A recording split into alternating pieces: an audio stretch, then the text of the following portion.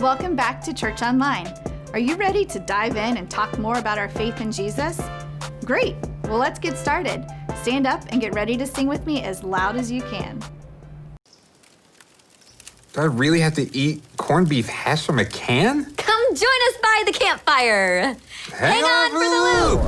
3, 2, 1. Liftoff. We have a liftoff.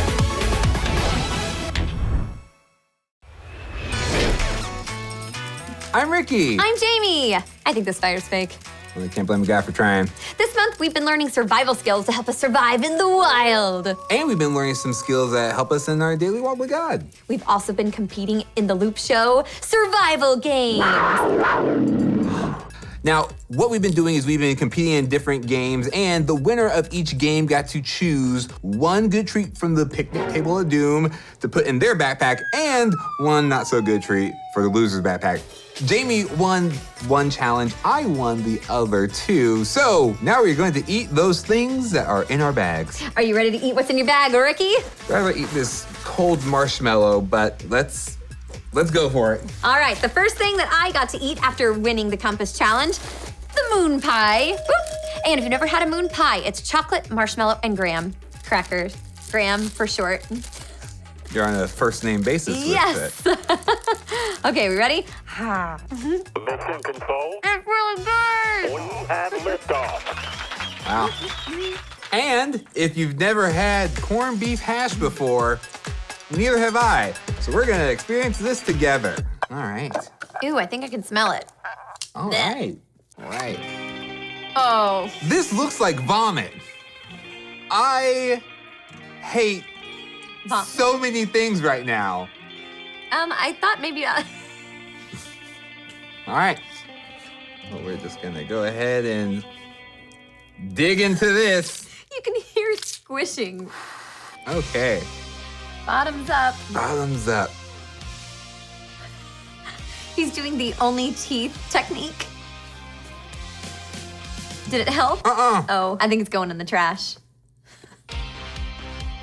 Once you start to actually chew it, it reminds me of this one time when I was at summer camp and I saw a kid throw up everywhere.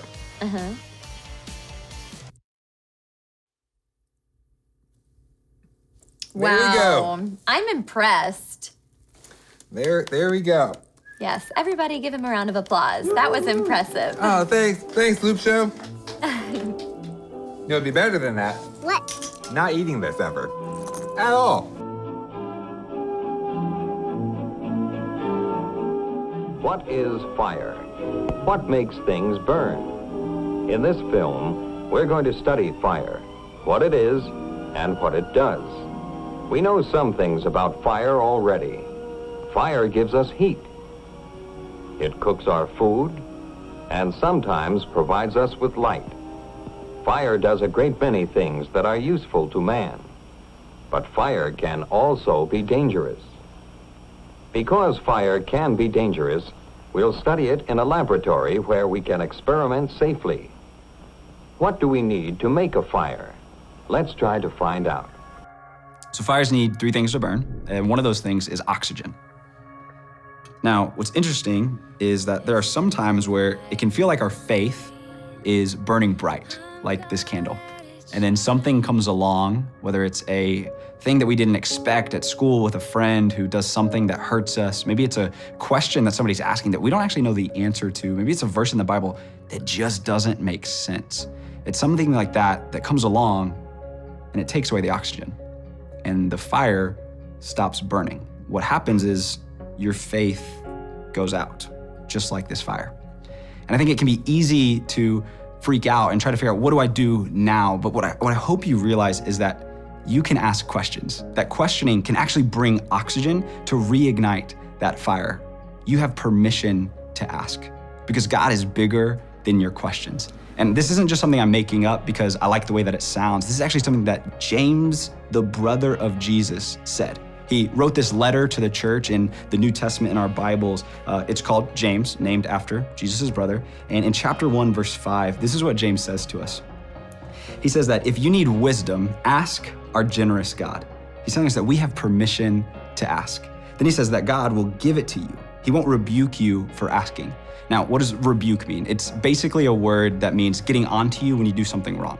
So we've all messed up, we've done something that we weren't supposed to, and we had somebody who got onto us for it that said, hey, don't do that again. It wasn't good, it wasn't smart, don't do that. Here's what God won't do. He won't rebuke you for asking questions. What God will do is give you wisdom.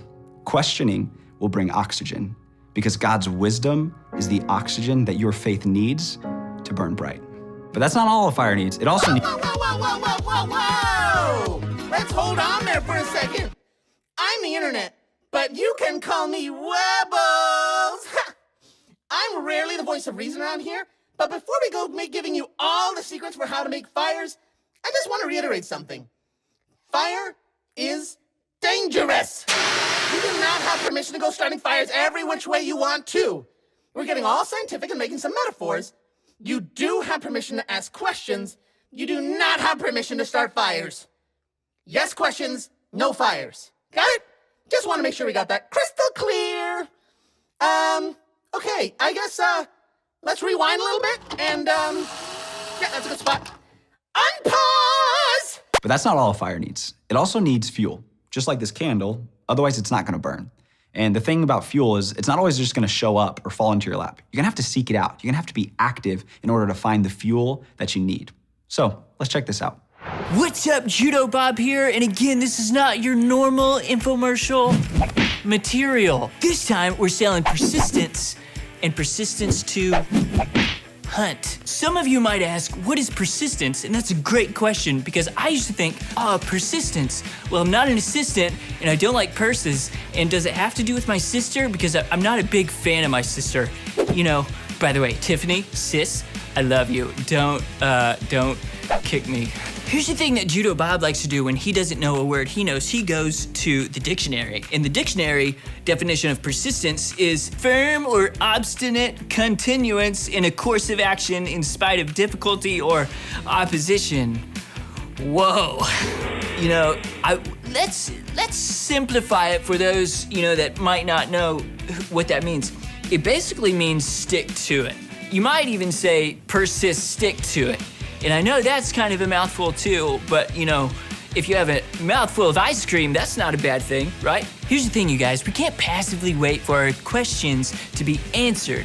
We have to seek out those answers like a hunter. And who doesn't want to be a hunter? You see these bad boys? Oh, made for hunting. Might as well be a fork and a knife. That's how I eat. It's the same thing if I want to crack a board, I don't just wait for the board to come to me. I actually seek out a board and I snap it. And Judo Bob knows how to snap some boards, okay? Thunder, lightning, you don't want this storm. That is persist stick to itness. Mouthful, I know, but sometimes, a mouthful of ice cream is awesome, even though you get a brain freeze. I hope you didn't get a brain freeze, but if you did and you want a recap of the lesson, numbers below, talk to my receptionist or my assistant or my persistent, which is what I sometimes call her. Judo Bob is proud of you for already being persistent to hunt and persist stick toing it. And come to my dojo sometime, would love to see you. It's time to Vegemite. Yeah. And time for some shrimp chips. Well, Hopefully this will be a nice little palate cleanser. so apparently people in Australia put this on their toast, like for breakfast in the morning and eat it. It is yeast extract. Yes, it is actually very nutritional. Nutrition-y? Nutritionite. It's very nutritionite for you. So yep, here we go. And I wanted to try to get the same amount as you got. Oh gosh, I don't know if I can eat that much. That is too much. I was trying to get the same amount that you got on your. You can do whatever you want. Was it about this much? That looks You can tell about me the right. truth. I mean, yeah. So I'm gonna try it. I'm not gonna eat this whole thing in one bite because I might throw up. So I'm just gonna do a little bit. Oh my gosh, no. The Play-Doh. This tastes like the Play-Doh. This wasn't really salty? There's so much salt in this. Oh my goodness. It burned my tongue. Okay, maybe I'm gonna get it in my teeth if I do the Ricky method. Oof. Oh, Jamie. I am so sorry. Oh man. Oh man. Well, while you do that, let me try some of these shrimp chips. Okay. You tried that. Yeah, listen, this is all on me. I don't know what I was expecting. It just smells like a big old bag of shrimp. Okay, let's try this. Surprisingly not bad. The smell of the bag is way worse than what the actual chips taste like. Some more. You wanna try? No. Oh my gosh, oh my gosh. Ah, that's so gross. That's the worst thing I've ever tasted on the Loop Show. That's worse than the Play-Doh, I think. Treat number 3. I have alligator beef stick. I have Larvettes, original worm snacks with an X. Now, what are the ingredients in yours? You have a cheddar flavor one. Oh, yes. Ingredients, insect larva. Well, mine says alligator beef flavorings. Smells pretty good. It just tastes like regular jerky. It's just good as is. You want? No. Are you sure? Yeah. Yeah, you don't want to spoil your appetite. I get it. Yeah. Go for it. Okay, here we go. Larvettes, original worm snacks with an X. It smells like an insect bag. They still have their little legs and their little faces. Jamie, how have you not learned your lesson? Oh my gosh. Don't look at it. Talk me through it. What's happening? I just freaked out. Oh my gosh, it feels like a worm in my hand. Eat it really fast. That's what I did. That's what I did. Yep, it's gone. You did it. I did it. I just ate his butt. Oh my gosh, I'm just exhausted. The beef jerky was good. The shrimp chips were surprisingly good, but still taste the corned beef hash. So listen over to James and Let's go brush our teeth. So fire needs oxygen, it needs fuel, and it needs heat. And heat can be generated through friction, just like this. Can you feel the heat?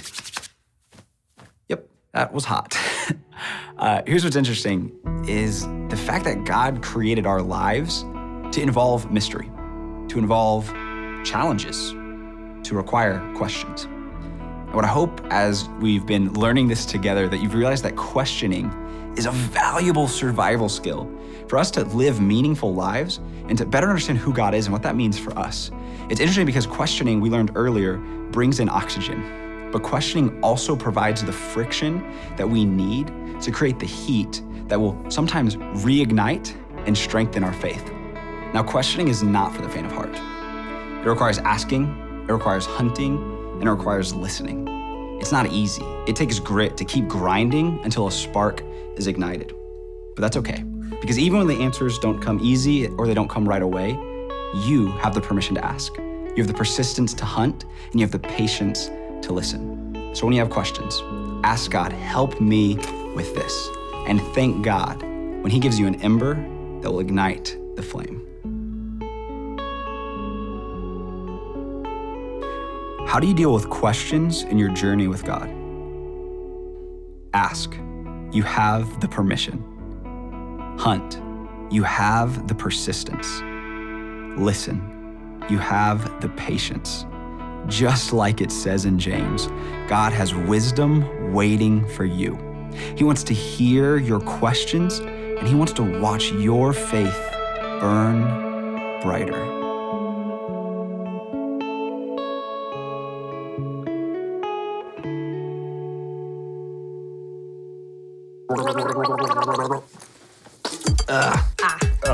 Okay. I think I finally got the taste of corned beef hash out of my mouth. Ugh. I'm never gonna get the taste of Vegemite out of my mouth. So Ricky, what do you do whenever you're wrestling with a really tough question? Well, I wrestle with it. I go back and forth, and I ask trusted friends. I see what I can do and kind of make it become a discipline to just really pray on it. Yeah, it's weird because sometimes whenever we don't have the answers to our questions, we can feel hopeless. I know that there's been times in my life where God has led me down a road or my path has gone one direction that I didn't see it going in. And I just felt really hopeless at the end of it. And I felt like, God, like, why did you lead me here? Why? And I would pray to God and I would ask him, what's going on? What's the purpose of this? Where am I supposed to go from here? And he seems silent. But the important thing to remember is that maybe he's silent, but he's there and he's not gonna leave your side. Have faith that you are there for a reason and you have to wait until you do hear from the Lord. So that's one thing that I always hold on to is I remember that I'm not alone and that he's with me. Yeah, I mean, God gave us so many skills to survive everyday life. Yeah, skills like prayer, stillness, reading the Bible, questioning. Those are a couple that we learned this month. Yeah, and there are loads more disciplines that we can practice to grow closer to God. I feel like our survival skills got stronger too. Absolutely. Jamie, you have been a worthy opponent. You as well, sir. I had a ton of fun. And until next time, Enjoy the ride. It's getting cold out here to you? Ricky, that's a TV. Yeah, but it's like radiating heat. It's It is actually. Yeah. Huh. Hold on, don't go yet. Let's learn a new verse from the Bible. In James 1:5, it says, "If any of you needs wisdom, you should ask God for it. He will give it to you. God gives freely to everyone and doesn't find fault." Say that one with me this time. James 1:5. If any of you needs wisdom, you should ask God for it. He will give it to you. God gives freely to everyone and doesn't find fault. God likes it when we ask questions, and we can always trust him to give us the wisdom we need because he wants what's best for us. Well, that's all for this week. Tell your friends to check us out on Instagram at Harbortown Kids and find us on YouTube too. See you next time. Bye.